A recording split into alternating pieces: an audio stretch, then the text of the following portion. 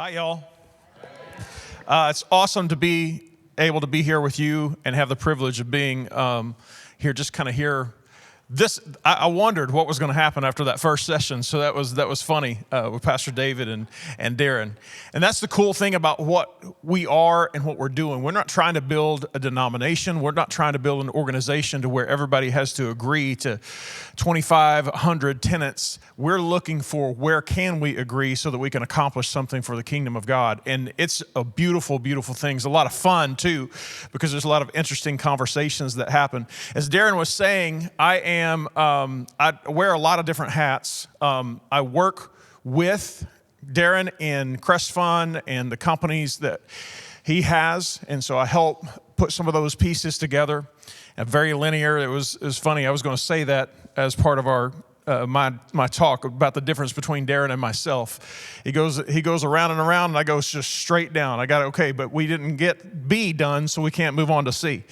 So very different, but working together, really powerful. One of the things that I have been doing, how we met, is I've been leading a congregation in Houston, Texas. It's actually in Pasadena. There's one in Texas, if you didn't know that. There's one in California that everybody knows about. There's one in Southeast Houston, Pasadena, and we lead a congregation there, my wife and myself. And we've been doing that since 2015. We were in Arkansas before that, and just having a great time there. And something happened in 2018 that shifted my life completely. And that is, I went to a meeting where Dr. Cottle was present. Darren was there. That's where we first met and got acquainted and started building our friendship and relationship. And at that meeting, there was a significant shift in my mindset about what God is actually doing through the church on the earth. Pretty much what I have done growing up is I've been a systems guy. I'm a structured person, and I've done that within the context typically of being on staff at a local church. Pretty much my whole adult life is I've been paid to be on staff at a church somewhere. That's what I've done. And for a long time, there was a lot of frustration that we had because we were looking at developing people to be disciples, because the church is supposed to disciple people, right? And in 1995, my spiritual father, my wife's actual biological dad, Larry Pyle, he preached about a 2-year series on the church. Jesus said, "I will build my church." And he spoke about that for 2 years. He wrote a book called Stop Going to Church, which is not a great church growth book. It had a subtitle that said, "No, I meant to be the church. You need to be here on Sunday." No, it wasn't the whole subtitle, but for 2 years, I heard this message about the church. And they were really big on discipleship. We had a lot of discipleship programs in the church. And what we found was we would take our people through this material to understand the nature of Jesus, the character of who he was, what Jesus did for us to bring us into his kingdom and into the Father's kingdom through salvation. And we would train people all of this stuff about their families, their marriage, all of that. And then at the end, we would point them toward, hey, your next step now is to learn how to bring other people into the family. It was a curriculum, and the last piece was called Fishers of Men. What we found was, I think it took about 2 years to go through all the different modules of this training. And what we found was, at the end of this training, people didn't want to go do it. They wanted to repeat the training. So we spent all this time discipling people, and it seemed like there was never any action or any feat on the concept of what it meant to be a disciple. And so a lot of stuff transpired, and my brother-in-law took over the church from his dad, and in seeking to find a way and a model for a church that was effective at reaching people that didn't know Jesus. We had done the charismania, we had done the hyper-Pentecostal, that's my roots, right? Assemblies of God, Pentecostal holiness. If you haven't been there, you don't know that you can't show your elbows. You know, that's one of the things for men. You got to keep your elbows covered. You can't have any facial hair. There's a lot of rules, right? So I've been in that world. I've been in the world of people that talk with their tongues in church and then cut you with them as soon as they leave, right? So I've seen it all. I've done it all. We had a church. We went to a church, and it was like a circus, man. It was a lot of fun, really. I was a young kid, and we had the Holy Ghost hoedown, and people have runaways. Y'all remember the runaways? So run around the church feeling good, and we had one brother that he would walk on the back of the pews. Anybody ever seen anybody walk on the back of the pews? Y'all been there? Oh yeah, y'all been around some places right there. And he walked on the back of the pews. Well, he went one night on the wrong section and on the wrong side, and one of the pews wasn't bolted to the floor. And he got slain in the spirit, if you know what I mean. I was like on my mom's lap watching this thing go down. And I was like, that was awesome. That was worth. How can I give an offering? Because that was amazing. That was incredible entertainment. So, that church was very focused on going to heaven. It's going to be really great one of these days when Jesus comes and takes us out of this mean old world. We're going to go to heaven. And even when my father-in-law was leading the church and we were discipling people, it's kind of this whole idea that we're training people to be very good moral people, and we want to get people saved so they can come in here and join us, and they can also be very good moral people, which that's good. I mean, we want families blessed and all of that. But it seemed like it was just kind of we were just kind of stuck. So my father-in-law grew frustrated because he said, this is not the church that I intended to build. I didn't want to build a church that we just filled it up with church people. Because I don't know if you know this or not, if you call a revival and the Holy Spirit is moving in the services, you can get every Christian in town to come. Because we love an experience where we have the Holy Ghost doodads. You know what I'm saying? Just one more touch, Lord. Well, what then? Well, I mean, we'll figure that out, but just one more touch is what I'm asking for, right? And so the only time that I have ever seen our church completely full and people waiting outside in lines because we had to hold them outside was when we were having multi-week long revival services that were 3 and 4 hours long. But here's the issue. They were already Christians. And they were coming from other churches. And it was like, we're not being effective at reaching our community and really changing anything. And so my father-in-law said, hey, this isn't the church that I intended to build. I didn't want to build a church for church people. I wanted to build a church that would reach the lost in our city and make a difference in our city. And so a couple of guys on the staff said, let us try something different. And they did. They did on a Saturday night. And it was a complete 180 from what our Sunday morning services look like. Well, lo and behold, unchurched, unsaved people started coming and being a part of that environment and giving their lives to Jesus. Well, my father-in-law says, well, you guys are doing a better job than what I'm doing. And so he, in his early 50s, resigned and walked away from what we called then ministry, right? That was our terminology. And so he walks away. My brother-in-law takes off over the church, and we do not immediate, but a pretty quick, hard left turn away from the model that we had been in, and we went to what you guys would call seeker-sensitive, right? So we followed the Andy Stanley model. And there's a lot of people, especially in Pentecostal background churches, that have a lot of negative things to say about seeker-sensitive churches because they say it's about sensationalism, it's about just God blessing you, and there's really no call to discipleship or commitment. And I'm like, well, hang on a minute. I've been in a lot of Pentecostal churches, and it looks the same way. Just our blessing and our experience in our environment was a little bit different, but we just wanted to, because I experienced the revival movement, right? Where, not that it wasn't good. I'm just saying, it didn't produce. But what I noticed was is that we had people that would join the movement of what we were doing in that church, and they would come for years at a time and never really, number one, transform. So their lives, their morals didn't move, right? They didn't look any more like Jesus 2 years in than they did when they first said, yeah, I'll take free salvation, right?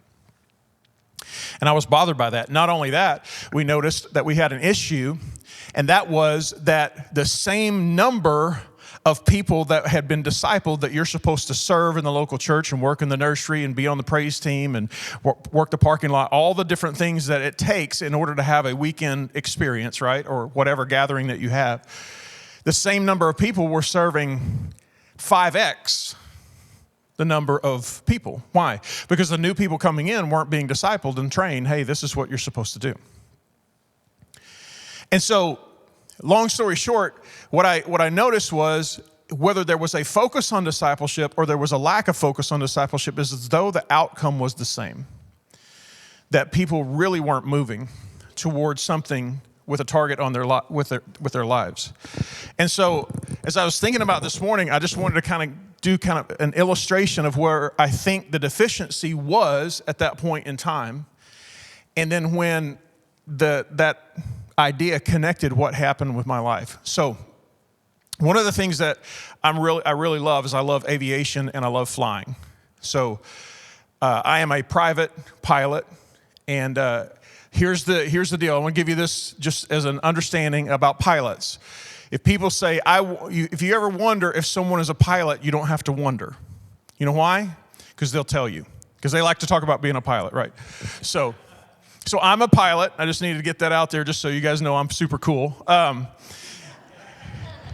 one of the elite, Anyway. So it's always been a dream of mine. I was able to finally get my private pilot certificate, and then I realized, man, I can only fly when the weather is just perfect. If there's a cloud or anything like that, I can't get up in the sky because I'm not legally allowed to fly in the clouds. It's another school. It's another rating. It's called an instrument rating, where you're able to fly without being able to see outside, and you only fly by reference to instruments. When you're flying on an instrument flight plan, one of the things that can happen is that the air traffic controllers, they have to make a space for you to be able to fly through the air because you can't see other aircraft. They've got to look for you and tell you, hey, by the way, you need to turn left and not go that direction because there's a mountain right there. You don't know because it's covered in clouds, or there's another aircraft over there. We need to separate you. And I said, well, I want to go land. That's fine. There's somebody on the runway and there's somebody waiting to land, and you can't go land right now. And so what they have is they have a procedure. I don't know if you know this or not, but an airplane has to keep moving through the air in order to stay up there. You can't stop.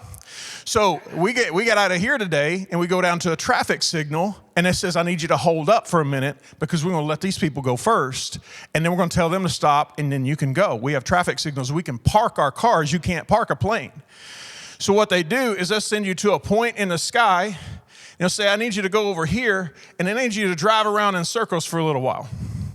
It's called a holding pattern. I need you to hold at this point in the sky, and then from then on, I want you to expect that in 15 minutes, EFC time, sorry, I got to get out of the pilot language. If 15 minutes from now, I want to expect that you can move on and go to your destination. Well, where I wanted to go is over here to this airport with this beautiful landing strip. This is where I wanted to go. But they tell me I can't go yet. They need me to hold. This is what I think the church lived like until the message of the gospel of the kingdom really landed. Because this is what was happening. Where we really want to go is heaven. And I can't wait to get there. Because the world is getting worse, and it's getting worse, and it's getting worse. And I know, according to Matthew 24, that it's going to be really, really bad. But then Jesus is going to come rescue us, and we're going to parachute out of here, and he's going to burn up all the bad people, and we get to come back, and it's just going to be nice. All the nice people are going to be here. So we wanted the whole time to go here, but meanwhile, our whole lives were be a good person, be moral, don't cheat on your taxes, don't cheat on your wife, tell other people they need to be the kind of same people and get over here in this holding pattern with us, and let's come to church more often so that we can be more good people and we get a taste of what this is going to be like. By the way, without the message of the gospel of the kingdom, do you know the closest we ever get to our inheritance? And I'm saying this in the framework of not understanding where we're really going. Because if we believe that our destination and our destiny is heaven, the closest place we can ever get to it and the closest taste we can have of it is in this room. So we create a perpetuity of believers wanting to gather together one more time because this is the closest we're ever going to get to what it's going to finally be like when we get to all retire. Because our reward and our destination is on a cloud with a harp and angels feeding us grapes.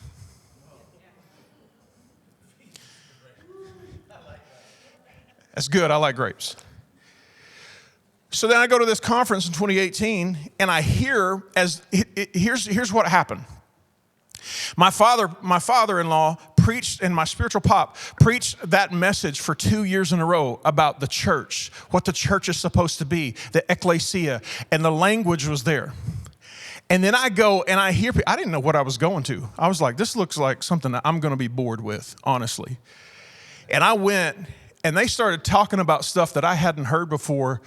And it was like when Darren is up here talking to some of y'all, the way that y'all were looking at him, I was like, I don't know if I even believe some of this. I don't know what to do with this. But here's the issue. Here's the thing. Darren talked about the seed, the semen. It was as though there was a baby in my belly that my father-in-law had planted there, and when they began to talk, it was like it was speaking to that thing in me.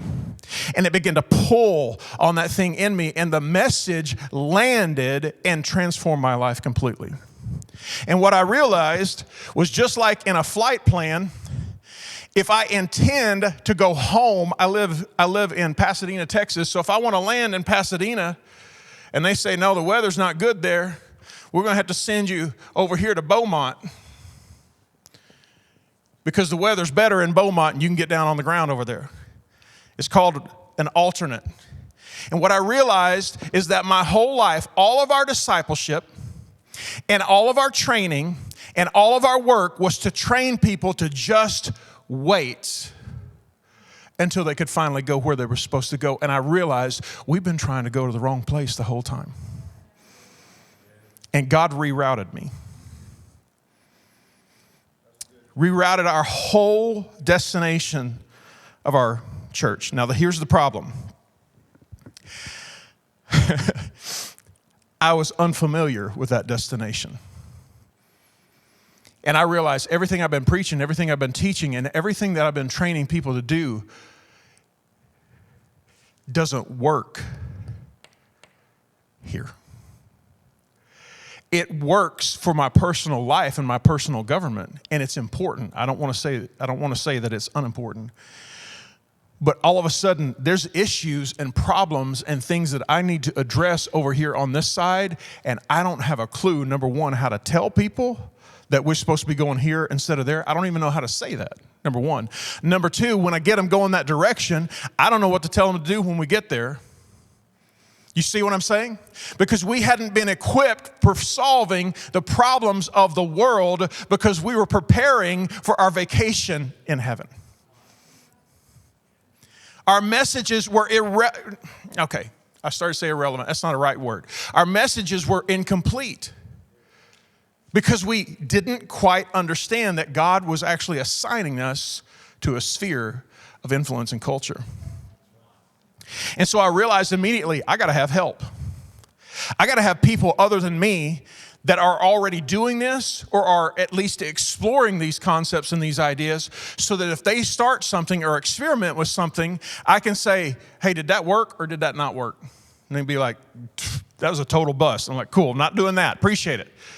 Or they could say, no, we tried this, and this is beginning to help. And so I immediately started reaching out for other people and other resources and relationships because I realized I needed a mind other than my own. I needed a mastermind. I need people that could help me to begin to implement this change of concept. And here's what I realized. At that same conference where I heard that message for the first time is where I met Darren. And from that initial conversation, I don't know if you remember the conversation or not. We were sitting at a table. Dr. Cottle was sitting right there. And I just asked Darren, I said, what are you working on in your business? What problem are you trying to solve? And he told me some of the things he was adjusting in the business. And by the way, I just love hearing how people are doing things. I'm really interested in people. I ask you what you do for a living or whatever. I can just listen to you for hours because I just find it fascinating and intriguing. And we just connected there, not knowing that God was going to give him to me literally as a brother and as somebody that would speak into my life and say, John, you got blind spots. You have no idea that they exist there. And I want to love you enough to tell you that. Now, see, there's some other things that changed because now all of a sudden, because I was going to heaven anyway, the faster I could get there, the better off I was. I mean, why would God leave me on the earth to go through all this mess and face all these problems and trials? If I died early, it was of no consequence whatsoever because I was just going to get to be in a better place. That's what we say, don't we? So it didn't matter how I stewarded my health or what I was doing. And then along comes a friend, Don Wales, and says to me 2 years ago, because he loves me, he says, John, I need you to address your health. And Darren just articulated it in a very, very good way right now in this last session. One of the best things I've ever heard is this phrase, I'll take care of me for you. Will you take care of you for me? Why? Because if I realize I have an assignment on the earth to hold territory for the king and to train other people, it matters how long I live. I'm not rushing to get here. I'm holding as long as I can to stay here. Because not only am I holding the ground, I'm trying to raise up other leaders to hold that same territory when I can't do it anymore. I have to stay. And Don said, man, he said, I love you. I need you to address some things. I haven't fixed them yet. I had a Krispy Kreme this morning, but anyway. My New Year's resolution is still yet to kick in. So here's what I want to say. This is what I'm dealing with in my role as a pastor, but also in my role as in life leaders and in my role as part of Crest Fund. It's everywhere, okay? It's in every sphere. But I just want to talk to you about what we've not been thinking about because we've been thinking about this. The kingdom is a government. It's a governmental system. And so we've been thinking just about leaving and not having to rule or reign over anything when actually God wants us to actually steward some system here. The first one is this body and this mind. And then it's my family, my relationship with my spouse and my children and what's in my household because that's my territory or wherever I've been given a position of authority or even to serve in a company. Wherever my influence is, there the kingdom of God should show up. And I haven't been thinking about those things, right? I haven't been training people in my church about those things because we've been talking about that, not that. And here's what you need to understand. The problems in our world are without solution because there's no sons. I'm going to get to something in a minute if I have time. I want to just talk to you about how big the problems are. I was watching... I don't know if any of you guys watch the Joe Rogan podcast, but he has some really, really intriguing guests on. And so he had a guy, I think I'm going to pronounce his name right. It's Peter Zahan, I believe is how you say his name. And now, first of all, I'm going to say some things that this guy said, and I'm going to tell you, I don't know if what he's saying is accurate, but it bugs me that I don't know if it is. And it bugs me that if it's an accurate statement, that I don't know that any of us in this room, including myself, are even thinking about this issue. He said that China, because of their aging population, are going to lose more people than the world did in the Black Plague over the next 20 years. You think about a nation's population diminishing that much, okay? And he said they will lose a greater percentage of their population during the next years than the entire earth did during the Black Plague. The nation of China. And he said this assumes that there is no food or energy issues that crop up in that nation. Because here's why. Watch this. He said they are the largest importer of energy in the world, 14 million barrels per day. And they are the largest importer of food and food inputs. They are dependent on other nations. So what happens when that system begins to crumble? Do you think about the geopolitical implications of that? Do you think that God might want to feed Chinese people? Do you think maybe the solution for that is somewhere that a son or daughter of God could discover? But because we're, Lord, I just want, can we do 25 minutes of worship instead of 15? Can we have 3 services this week instead of 2? Can we hear more about what it's going to be like over yonder when the roll gets called? Instead of, man, I've got to deal with this issue. I've got to deal with this problem. I've got to figure out how this works. Joe said to his guests, he said, how does China come through this? And his guest said, they don't. I don't think that's a sufficient answer. Where are we on solving these issues? I'm reading a book currently called San Francisco. Not San Francisco, San Francisco. And the subtitle of the book is Why Progressives Ruin Cities. Why Progressives Ruin Cities. It's really interesting because there are several things that I'm sure that are in this room, and I can't get into that, but there are people that are all over the spectrum probably in this room. In my congregation there are people that probably believe that we have a deliberate cabal that is intent on sabotaging the entire earth itself, trying to depopulate the earth. There are those people. And then in my congregation, there are people that are very liberal in their thinking and their beliefs. And so they're doing their best to try to solve problems. And one of the issues that is addressed in this book is the issue of homelessness and the policies surrounding and how do we take care of poor people and then the outcomes of those policies. So it's interesting that if you want to give the benefit of the doubt and go all the way and say, I believe that people that have these, that are progressive and are bringing these policies into governmental problems, really love the people and want to help them.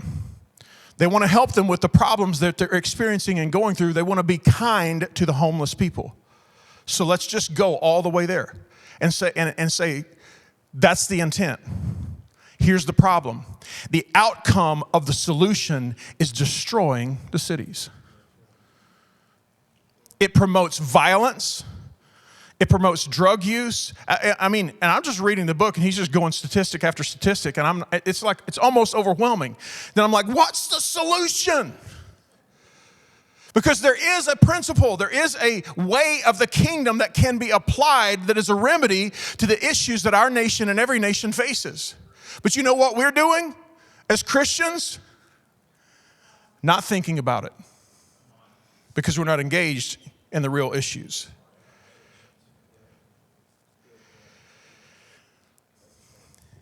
Part of our leadership development that we do in our church is that we bring in guests from our city. And as we go through this program, we kind of, we adopt the philosophy of the 7 mountains or the 7 spheres of culture. And so I try to bring in different leaders as we're taking people through development that are in these different spheres and say, talk to us. What are you experiencing? What are you seeing? What's going on? So we had a guy come in the last time we did the curriculum, and he is from the Economic Alliance in our city. His name is Chad Burke. And so he's responsible for, Houston has this huge bay, right? And then inside the bay, there's this ship channel. So all these boats are coming in and out of Houston all the time. So he's responsible for a multi-city effort along that ship channel to develop and sustain commerce that is on that ship channel, right? So talk to us about what do you see? How do you develop commerce? What are the issues? So he was very interesting. He said, I interviewed him ahead of time and then brought him back in and just interviewed him in front of the class. And I said, so on the interview on the phone, I said, so tell me, are the liberals right or the conservatives right? And he said, well, this is what I do. He said, if you looked at my Twitter, if you looked at my social media consumption, you would see that I read things on both sides of the aisle. And he said, because what I've discovered is that if you read both, you'll find a solution somewhere in the middle, common ground between. And so in the class, he was talking. And at that time, this is during COVID, so I think it was 2020. So he was in the class, and he talked about the discoveries of the energy deposits that had been made in the United States, natural gas, right? He said, we are now, as a nation, this is under previous administration, we are now energy independent as a nation for the next 300 years. And so I played devil's advocate, right? I'm thinking all the time, very linear, So I said, okay, yeah, that's great, but what about more green energy? We're gonna burn this natural gas. Can we move? Is there a path to move toward more green energy? So what about everything with the liberal side of that agenda? Are you addressing that? Because we're just gonna burn natural gas. It's cleaner, but we're still gonna pollute the atmosphere, right? I'm playing devil's advocate. And he said, this is what he said. He said, here's what you don't understand. We have so much natural gas that we have access to in our nation that we can become an exporter and still be perfectly fine.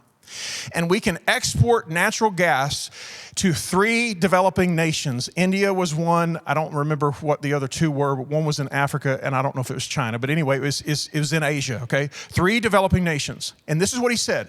If we take our natural gas, export it to these nations, what you don't understand, John, is that their 3 primary fuel sources are wood, coal, and dung. That's what they're burning for energy. So if we burn natural gas in those nations, because the populations are so large and we have the resource right here to solve that problem, the net impact to the environment, we will clean up the earth.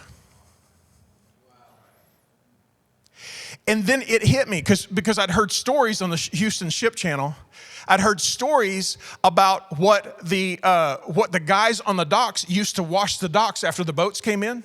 They used to wash the docks down with this product called benzene, which the last time Houston caught on fire, if you've ever saw that, right? All those big tanks, that was like 2 miles from my house, by the way. I was like, Lord, I love the people north of here. I pray you bless them and keep the wind going that direction. All right. So, because there was all of that, because one of the things that was being burned in those tanks was benzene, and it is extremely carcinogenic.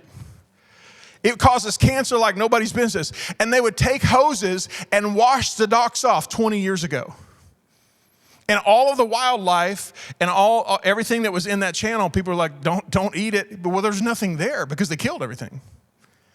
So come in with new policies, say you guys can't do that anymore. And so this is what connects in my mind, because I'm watching. Here's what I believe. I believe that Isaiah said, unto you a child is born, a son is given, and the government will be on his shoulders. And then he said this, of the increase of his government and peace, there will be no end. So I don't buy into what I'm hearing on the news. I don't know what the solutions are right now, but I don't buy into this thing that the world is going to progressively get worse. It's better now than it's ever been, and it's increasingly getting better because he planted a kingdom, and he said the kingdom is here now when he came, and since that time it has not decreased, and it will not, because Isaiah said of the increase of his government and of his peace, there will be no end. It will consume all things when the sons of God wake up. And so it just literally, because all these things just all the time, they're just firing and correlating in my mind, and I'm seeing all these things, and I realize, oh my goodness. And watch this. This natural gas has been there forever. Until now, when it was needed. And the people that believe that our earth can get too populated, I don't believe it, because I believe there's technologies. I believe there's cleaner energy. I believe all the things that I think at some point we need to move away from the fossil fuels. It's going to take a period of time as discoveries are made. But here's what I believe. They're there waiting for the right season and the sons. And I realized in that moment, we literally can clean up the earth by changing what they're consuming in developing nations if we'll just have different policies. Where are we on asking those questions?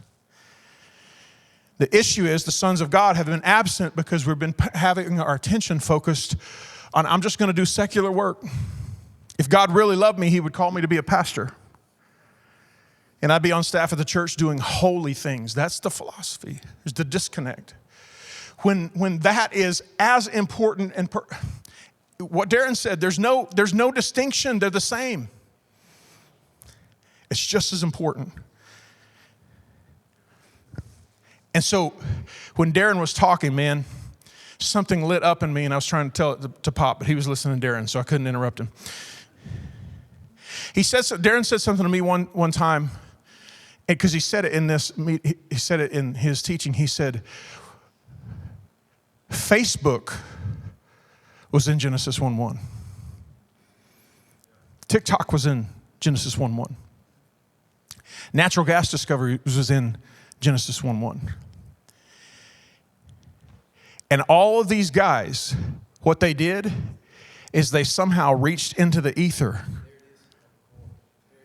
and they discovered it. They pulled it down, what already existed, and they manifested it in this realm. It was already there. Now watch this. He said in Genesis 1:2, the word said it was unseizable. It was there in the Haya, but it was unseizable in the Tohu Bohu, or Bohu Tohu. It was unseizable. But here's what Jesus said. Jesus is speaking to the people in parables, and the disciples come to him and say, hey, why when you talk do you tell stories that nobody gets? Like you're the worst public communicator ever. You're like, we don't know about what you're talking about seeds and all this stuff. And he said, what did he say? What did he say to the disciples? Those that were following him, that were the ones that had been given to him, his spiritual sons, he says, because the secrets of Genesis 1:1 have been given to you, but not to them. And he said, I'm going to give you keys that you can unlock the unseizable. And you can reach into the thing that nobody can even imagine right now. I watched a video last night that said the iPhone's going away. We're going to go virtual reality. Literally, you have a VR glass on your head the whole time, which sounds like the worst concept ever. But literally, you answer a phone call by touching the air in front of you, because everything will be drawn in virtual things in front. I don't know. Could have never imagined that in my life, but all of the things that we can't even think of right now are already there. And they're waiting for a huios of theos to say, I need to unlock something because the world has got a lot of issues and we're supposed to be the ones reigning here.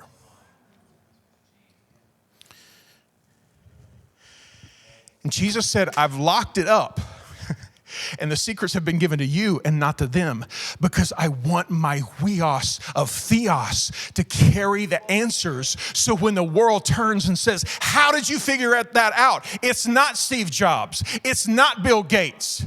It's someone that is a spirit-filled son or daughter of God that has learned to unlock the secrets of the kingdom. And we're bringing revolutionary businesses and technologies and fuel sources and changing education. Why? Because we've decided we're not going to go here. We're going to stay here, and we're going to figure out the best way to do it. And if it makes you a little troubled to think in those terms, join the club, because I realize it's overwhelming to think we are supposed to be answering these issues. So then what do we need? You need resources that you don't have. And those come with people, they come with money. With the mind of others and money to get it accomplished and get it done. To engage, we need a mastermind. Why? Because the New Testament says we have the mind of Christ. I don't have it by myself. I need you. I need to tell you what I'm thinking. And Darren is up here talking. I'm like, I just want to jump up right now and talk about he gave us the ability to seize the unseizable. So I just put it in my notes. I'll say it later.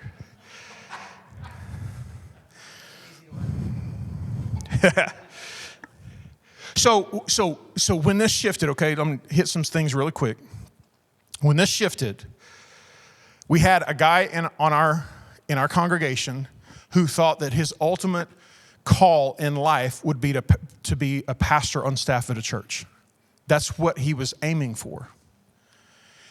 And when we went through this leadership training that we did, he said, wait. I think I'm called to the sphere of government. And you know what? He went after it. And he needed a resource. And when he started searching for a resource, he found a guy by the name of Amon Ross, who had a podcast. And he said, John, this guy's doing some incredible things called Kingdom and Politics. You want me to connect you? And I'm like, well, I'm assuming you can't. He said he's best friends with the governor of Oklahoma. And he's got this curriculum that he does that helps people that are running for office know how to get elected. Because the story is that he and Kevin just decided one day, well, we need to do something about the problems. And so they decided to go. And Kevin said, I want you to be my campaign manager. And Amon's story, you'll hear him sometime. He said, I told Kevin, that's the dumbest idea I've ever heard because I've never done that. So all the things they did through that campaign, they put together in best practices and material and now have a training curriculum for people to be elected to public office. And he's part of our collective. He speaks at a lot of our different events. And so watch this. See, Andrew, who wanted to be a pastor, realized I need to go into government, and so he ran for city council. Guess what? He lost. He got less than 30% of the vote. He was devastated. But it wasn't a failure because it was moving in the right direction, because God is getting him prepared for whatever that assignment is going to be. And through his movement, we have now connected with someone who can actually help us launch people here and in every place that we have a Life Leaders connection. We can help connect him to those people to launch people into public office. We needed a mastermind. Freddie, a guy on my staff, wanted to be a worship leader. He wanted to be on staff at a church. He served his whole life, more than pretty much anybody in the church, because his target was to be on staff. And he realized, I'm actually where I'm supposed to be. I am an entrepreneur. I'm leading my family business, and that's where I'm supposed to stay. His attention shifted completely in a different direction, connected him with Darren and other people that are helping multiply him through this collective. I could tell you other stories, but for time, I'm going to skip. Here's what every one of the people that I would tell you about need. Every one of them needed money, which means they needed to learn to manage their money better and invest. It doesn't mean they're getting a loan or a handout or an endowment. They needed to learn how to make money and make money grow. And they needed another mind to fill in the gaps. And that's what this is that we're talking about this weekend, because we're waking up to the fact that the sons of God are supposed to have a place. And what Darren just said, you guys have this place in Dothan, but we want to be connected because you're experiencing something and you know something that we don't. And we need your mind in the collective. We need your solution in the collective. We need your resources in the collective, your Rolodex in the collective, because you've got people that you have access to that if we were able to share the resource, it would multiply the kingdom in cities all around the United States. And then Crest Fund becomes this tool of us coming together as a community of believers to say, let's stop being fragmented and scattered. Let's stop building things to where we have 150 statements of doctrine, and if you've got 149 out of 150, we can't do stuff together. No, let's come together to say, here's the central focus. He is the Lord of all. Everything exists from him, and everything is to him, and we are gathering everything for him and placing his enemies under his feet so that then he can turn to the Father and say, I got it. They got it. They handed it to me. Here you go, Pop. Because we decide that we're going to come in a collective together. So that's what we are. This moment that we are in is a shift from holding, from escapism to engagement. And as we go forward, we're going to need one another to do it. So I'm going to ask them to put this graphic up on the screen. So we have life leaders, and we have a membership, different levels in that. We have 3 different memberships. One is just a basic. If you just want to be a part of all of the mastermind Zooms, have access to all the content that's being produced, these things that we're doing this weekend, the things we're doing in other places, resources from other leaders that are a part, that's all part of this. Basically, it's a basic membership. We have 3 levels of membership. Basic is just, I just want to be a part and I want to hear the conversation. I want to be challenged. I may disagree, but I want to be challenged. And secondly, for different organizations that want to become an affiliate, they want to launch this school.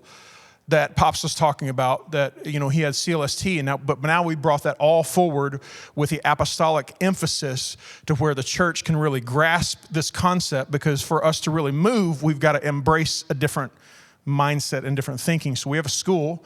It's currently called Embassy College. It's going to become Life Leader University. It's going to move to that. We're working on that right now. And it's going to be, by the way, not just a theological college. It's going to be a full-blown university that has a theological basis and an emphasis to develop kingdom leaders, but in every single sphere. And we'll be able to equip people in business and in education and in finance and in medicine, so that we have doctors that aren't bought by big pharma. It's a big deal. That's why we need Crest Fund, because guys, we don't need millions. We need billions upon billions. You understand how big the reign of Christ needs to get. And so where we're going, we have to come together. If we're really going to turn this thing, we've got to come together. And so then we have a regional director role, which is new. We're still shaping what that looks like. But if you want to be an affiliate and launch a school here in the campus, you can do that at the affiliate level, or you can just be a member and say, I want access to everything that you have. So the sign up to be a member is on that link. If you scan that QR code, same thing as every restaurant that you've ever been to since COVID happened. We started doing this at the church, and it's just the easiest thing. We don't have to have paper and pen. Don Wills never brings a pen anyway. He always borrows mine. So you literally just pull your phone up and point your camera at that screen, and it'll take you to that page. At the bottom of it, there's a membership application, and we'll reach out this next week and say, what are you thinking about? What do you want to do and get accomplished? And if this is a fit, then it'll be good, okay? I'll close with this. Say this. We cannot do this alone. The reality is every one of us has been trying to do it, right? We've been silo. We've been isolated. It's been a strategy of the enemy. So we're going to come together. We can't do it alone. We can't agree on everything, but we can align under him and we can align for him. And by doing that, I believe we'll be able to finally do what he's waiting on us to do, what Hebrews says. He's waiting on us to make his enemies his footstool. Thank you, guys. I appreciate your time.